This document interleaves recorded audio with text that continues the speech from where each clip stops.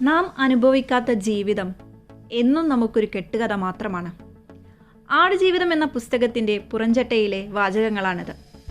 ഇന്ന് നമ്മൾ സംസാരിക്കാൻ പോകുന്നത് ആടുജീവിതത്തെക്കുറിച്ചും എഴുത്തുകാരനായ ബെന്യാമിനെക്കുറിച്ചുമാണ്.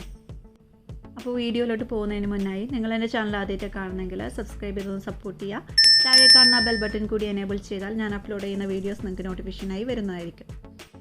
പുതിയ തലമുറയിലെ മലയാളി ചെറുകഥാകൃത്തും നോവലിസ്റ്റുമാണ് ബെന്യാമിൻ. പ്രവാസിയായ ഇദ്ദേഹം ബഹ്റൈനിലാണ് താമസിക്കുന്നത്. സ്വദേശം പത്തനംതിട്ട ജില്ലയിലെ പന്തളത്തിനടുത്ത് കുളനട. ആനുകാലികങ്ങളിൽ കഥകളും നോവലുകളും എഴുതുന്നു. ബെന്യാമിൻ എഴുതിയ മലയാളം നോവലാണ് ആടുജീവിതം. വലിയ സ്വപ്നങ്ങളുമായി സൗദി അറേബ്യയിൽ ജോലിക്കായി പോയി വഞ്ചിക്കപ്പെട്ട് മരുഭൂമിയിലെ ഒരു ആടുവളർത്തൽ കേന്ദ്രത്തിലെ ദാരുണ സാഹചര്യങ്ങളിൽ 3-ലേറെ വർഷം അടിമപ്പണി ചെയ്യേണ്ടി വന്ന നജീബ് എന്ന മലയാളി യുവാവിൻ്റെ കഥയാണ് ഈ കൃതി. 2008 ഓഗസ്റ്റ് മാസം ആദ്യ പതിപ്പിറങ്ങിയ ആടുജീവിതം 2009 കേരള സാഹിത്യ അക്കാദമിയുടെ ഏറ്റവും നല്ല മലയാളം നോവലിനുള്ള പുരസ്കാരം നേടി. 2015 പത്മപ്രഭ പുരസ്കാരവും ലഭിച്ചു. ആടുജീവിതം കഥ ഇങ്ങനെ.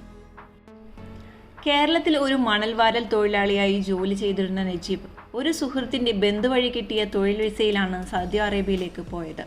കൂടെ അതേ വഴിക്ക് തന്നെ വിസ കിട്ടിയ ഹക്കീം എന്ന കൂട്ടുകാരനും ഉണ്ടായിരുന്നു. റിയാദിൽ വിമാനമിറങ്ങിയ ഇവർ വിമാനത്താവളത്തിൽ ആരെയോ അന്വേഷിച്ച് നടക്കുന്നതായി തോന്നിയ ഒരു അറബിയെ കണ്ടുമുട്ടുകയും സ്പോൺസറാണെന്ന് തെറ്റിദ്ധരിച്ച് അയാളുടെ കൂടെ പോവുകയും ചെയ്തു. അവർ എത്തിപ്പെട്ടത് മസ്ര എന്നറിയപ്പെടുന്ന 2 വ്യത്യസ്ത തോട്ടങ്ങളിലായിരുന്നു. വൃത്തിഹീനമായ സാഹചര്യത്തിൽ ആടുകളെയും ഒട്ടകങ്ങളെയും പരിപാലിച്ചുകൊണ്ടുള്ള വിശ്രമമില്ലാത്ത ജീവിതമായിരുന്നു മസ്രയിൽ നജീബിനെ കാത്തിരുന്നത്. നജീബ് എത്തിയപ്പോൾ അവിടെ മറ്റൊരു വേലക്കാരൻ കൂടി ഉണ്ടായിരുന്നു. വർഷങ്ങൾ നീണ്ടുനിന്ന അടിമപ്പണി അയാളെ ഒരു ഭീകരരൂപിയാക്കി മാറ്റിയിരുന്നു. നജീബ് വന്ന് കുറച്ചുനാൾ കഴിഞ്ഞപ്പോൾ അദ്ദേഹത്തെ കാണാതായി. തുടർന്ന് മസ്രയിലെ മുഴുവൻ ജോലികളും നജീബിന് തന്നെ ചെയ്യേണ്ടി വന്നു. പച്ചപ്പാലും കുബൂസ് റൊട്ടിയും ചുരുങ്ങിയ അളവിൽ വെള്ളവും മാത്രമായിരുന്നു ആകെ കിട്ടിയിരുന്ന ഭക്ഷണം.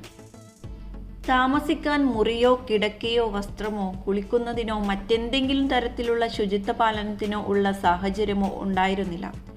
ഏറെ അകലെയല്ലാത്ത മറ്റൊരു മസ്രയിലെ അതേ സാഹചര്യത്തിൽ ജോലി ചെയ്തിരുന്ന ഹക്കീമിനെ നജീബ് വല്ലപ്പോഴും കാണുന്നത് അർബാബിന് ഇഷ്ടമായിരുന്നില്ല. മർദ്ദനം സ്ഥിരമായിരുന്നു. ആടുകൾക്ക് നാട്ടിലെ കഥാപാത്രങ്ങളുടെയും സ്വന്തക്കാരുടെയും പേരുകൾ നൽകി അവരുമായി സംവദിച്ചാണ് തൻ്റെ ഏകാന്തതയ്ക്ക് നജീബ് ആശ്വാസം കണ്ടെത്തിയത്. ഇതിനിടെ ഹക്കീം ജോലി ചെയ്തിരുന്ന മസ്രയിൽ ഇബ്രാഹിം ഖാദരി എന്നൊരു സൊമാലിയക്കാരൻ കൂടി ജോലിക്കായി വന്നു.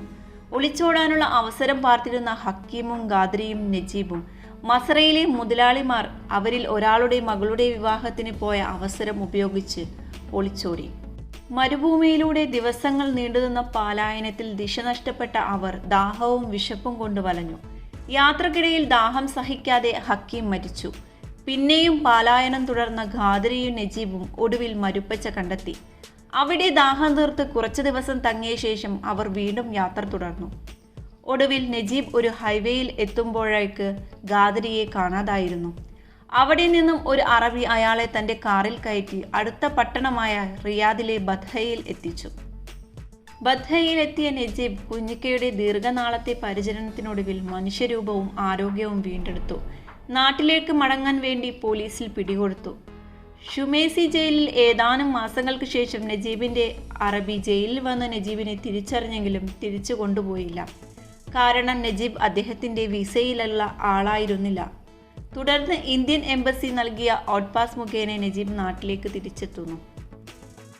ഈ കഥ വായിക്കുന്നതിന് മുൻപ് തന്നെ ബെന്യാമിൻ നമ്മോട് പറയുന്ന ഒരു കാര്യമുണ്ട്. ബുക്കിൻ്റെ പുറംചട്ടയിൽ അദ്ദേഹം എഴുതുന്നു, നമ്മൾ അനുഭവിക്കാത്ത ജീവിതം നമുക്കെന്നും ഒരു കെട്ടുകഥ മാത്രമാണ്. അതെ, ഇതൊരു കെട്ടുകഥയല്ല, ആർക്കും സംഭവിക്കാവുന്ന ഒരു ജീവിതകഥ തന്നെയാണ്.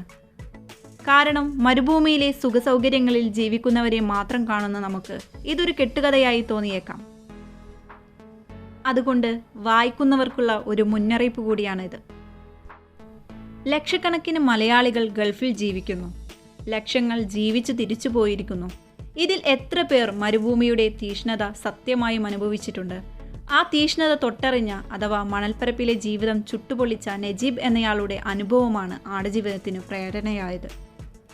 നജീബേ, ഭൂമിയുടെ ദത്തുപുത്ര, ഞങ്ങളെപ്പോലെ നീയും നിന്റെ ജീവനെ അടക്കിപ്പിടിച്ച് ഈ മരുഭൂമിയോട് മല്ലിടുക. തീക്കാറ്റും വെയിൽനാളവും നിന്നെ കടന്നു പോകും. നീ അവയ്ക്ക് മുന്നിൽ കീഴടങ്ങരുത്. അത് നിന്റെ ജീവനെ ചോദിക്കും, വിട്ടുകൊടുക്കരുത്. മഴയ്ക്ക് ശേഷം വരണ്ട മണ്ണിനുമേലെ പൊന്തി വന്ന പച്ചവിരിപ്പുകളിൽ ഒരു കുഞ്ഞിച്ചെടി നജീബിന് കൊടുക്കുന്ന ആത്മവിശ്വാസത്തിൻ്റെ വാക്കുകളാണിത്. ആടുജീവിതത്തിലെ മനോഹരമായ ഈ വാക്കുകൾ പറഞ്ഞുകൊണ്ട് ഇന്നത്തെ വീഡിയോ നമ്മൾ അവസാനിപ്പിക്കുകയാണ്.